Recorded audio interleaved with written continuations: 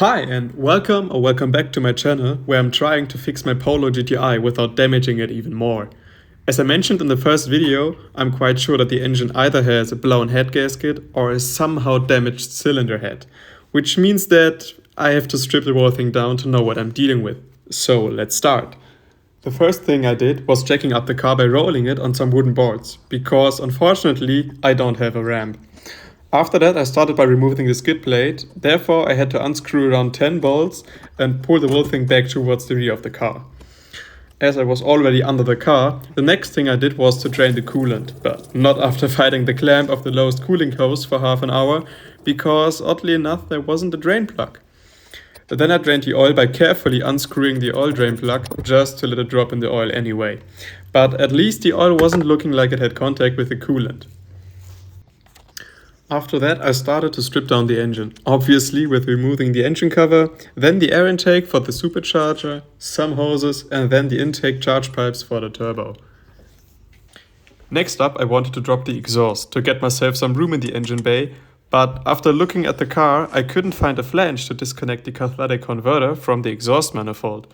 And after watching some YouTube videos I realized that I wouldn't be able to remove the exhaust at all because I didn't have enough free space under the car, so the best thing I could do was lowering it.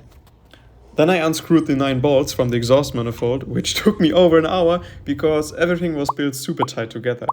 But soon I realized that I also wouldn't be able to remove the exhaust manifold with the turbo on it because there were hoses for the turbocharger which I couldn't reach because I couldn't drop the exhaust before. So the next thing I had to remove was the engine mount, and normally you should use an engine bridge to lift the engine up, but because I don't have anything like that I used a basic car jack, which I placed below the oil sump to carefully lift up the engine. After I lifted up the engine, I was able to remove the coolant overflow tank and the engine mount. So after that I went on to remove the side cover of the engine, but here I got stuck, so let me explain my problem.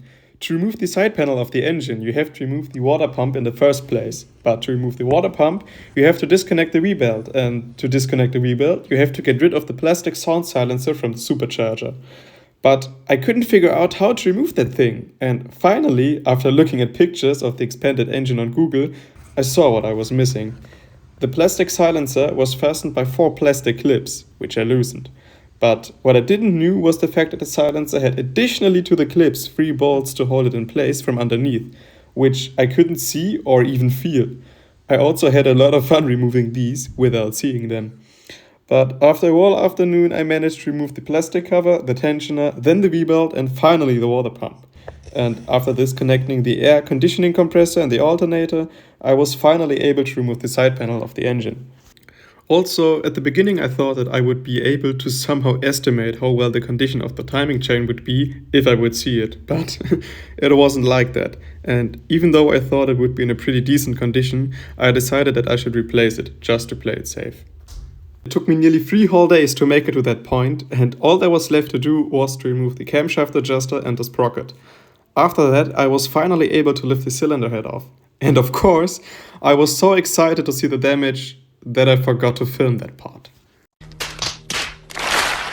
But the good thing is, I guess I was right with the blown head gasket. After looking at the block, you can clearly see that the water got in the third cylinder and kind of washed the piston from the combustion residues, which would also match the damage I found on the head gasket, because there you can clearly see it got bloated around cylinder 3, and I also couldn't spot any cracks or other damage on the engine block and the cylinder head.